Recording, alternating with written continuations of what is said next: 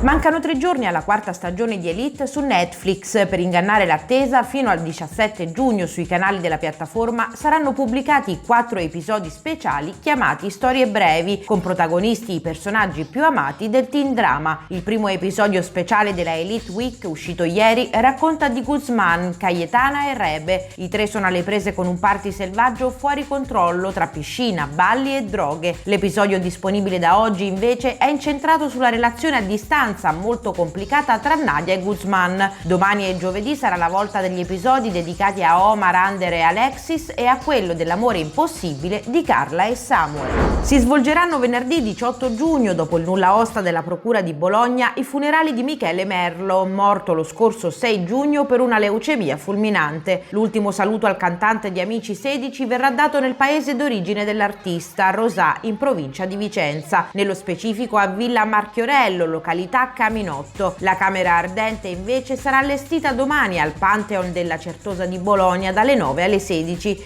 Presto la famiglia Merlo comunicherà eventuali iniziative benefiche in memoria del ragazzo, a favore di AI, l'associazione italiana contro le leucemie. Alta Roma conferma anche per l'appuntamento estivo in passerella dal 7 al 10 luglio lo scenario di Cinecittà. Dopo i fashion show e gli appuntamenti dello scorso febbraio, la Roma Fashion Week torna aprendo sfilate, performance e talk a un pubblico sempre più ampio, con un'edizione digital. In presenza per i designer e per una ristretta selezione di addetti ai lavori, la manifestazione sarà contemporaneamente visibile sulla piattaforma digitale Alta Roma Digital Runway, ma anche tramite una nuova app scaricabile per tablet e smartphone. Dagli studi cinematografici più iconici del mondo, Alta Roma è pronta a lanciare un calendario che aprirà ogni giorno con i fashion talk. Si potranno inoltre seguire le selezioni e la finale del concorso Who is on Next e sarà possibile conoscere i brand che faranno parte di Showcase, il progetto che permette di entrare in contatto e avviare nuove collaborazioni con i buyer, grandi gruppi e stampa.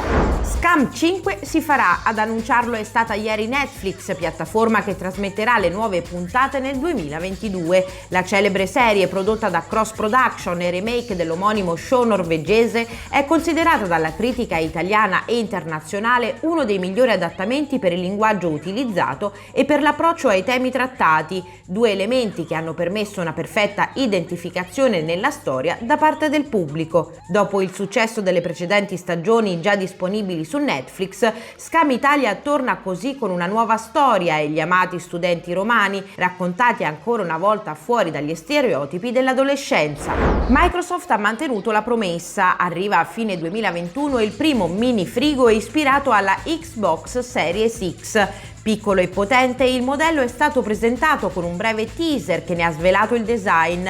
Lineamenti squadrati, colore grigio scuro, LED interno verde acceso e il logo della Xbox retroilluminato sullo sportello. Una perfetta replica refrigerante della console next gen. Al momento non sono note le caratteristiche e il prezzo. Quando è stata presentata la nuova Xbox Series X, in molti infatti hanno paragonato il design della console a quello di un frigo. Così lo scorso ottobre Microsoft ha colto la palla al balzo per stupire tutti e mettendo in pratica l'idea.